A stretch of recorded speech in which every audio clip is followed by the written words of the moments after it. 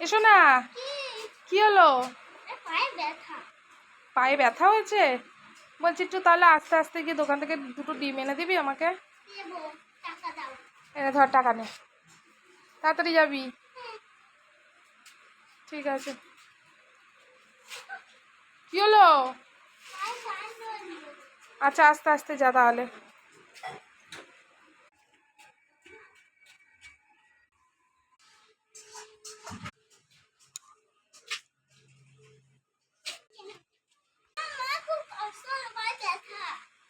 পায়ে ব্যথা পড়ে গেছিলিস নিশ্চয়? তাহলে হঠাৎ পায়ে ব্যথা হলো কেন তোর? আমার ডিম না, মুরগির ডিম। দুটো আনতে বলেছি তো, তুই একটা নিয়ে এসছিস কেন?